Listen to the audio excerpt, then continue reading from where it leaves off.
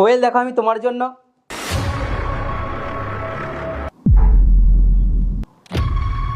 আরে চলে এসেছো তুমি। তোমার তো কালকে আসার কথা ছিল না?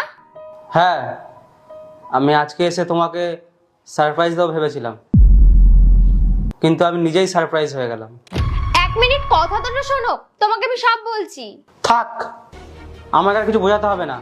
আমি নিজের চোখে সব কিছু পরিষ্কার দেখতে পাচ্ছি। তুমি আমার ঘরে আমার খাটে অন্য কাউকে শুয়ে রেখেছো। আরে এক মিনিট কথাটা তো শোনো। তোমার একটুকু লজ্জা লাগলো না? তুমি আমার ব্যাপারে একবারও ভাবলে না? আর এটা কে? আরে ওইটাই তো আমি তোমাকে বলতে চাইছি।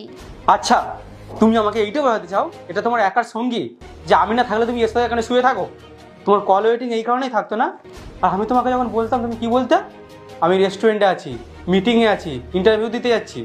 আর আজকে যখন আমি তোমার হাতে নাতে ধরলাম আর তুমি আমাকে এখন বাহানা দিচ্ছ তুমি এর সাথে দেখা করতে যেতে না এর সাথে, আমি তোমাকে কোন খুশিটা দিই যে তুমি আমার সাথে এরকম করলে? তুমি যদি একবার আমাকে বলতে পারতে আমি তোমাকে ছেড়ে দিতাম, তুমি থাকতে খুশি খুশি এর সাথে।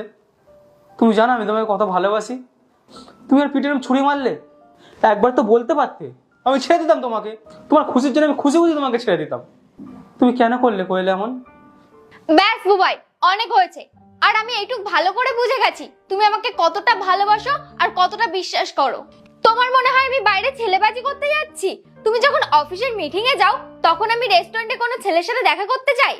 তুমি এই সব বলার আগে একবারও ভাবলে না তোমার আমার উপর এইটুকু বিশ্বাস ছিল?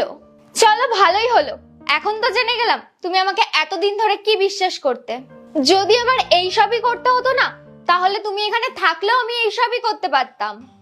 আর আমি যদি ভাবি না আমি এই সবই করব, তাহলে তুমি আমাকে কোনোদিনই ধরতে পারতে না। আর আমি তোমাকে বলছি, তুমি তাও একবারও শোনার চেষ্টাই করলে না। তুমি ভাবছো আমি তোমাকে ঠকাচ্ছি। আচ্ছা, কি দেখাবে তুমি? দেখাও, আর কি বাকি আছে দেখাও। হ্যাঁ দেখাচ্ছি, আর সব দেখিয়ে আমি এখান থেকে যাব। দাদা,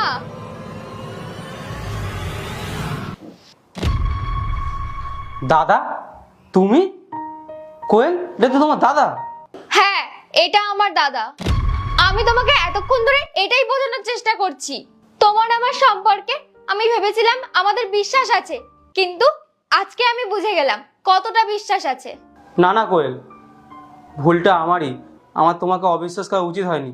আমাকে ক্ষমা করে দাও। I am sorry Koel, I am sorry. Bubai, তুমি তো অন্যদের জ্ঞান দাও কথা শোনার জন্য, কিন্তু আজকে দেখো তুমি আমার একটা কথাও শুনলে না। কোয়েল, আই এম সরি। আমি বিদেশ থেকে তোমার জন্য একটা সুন্দর গিফট এনেছিলাম, তাই জন্যই আমার মাথাটা, তুমি তো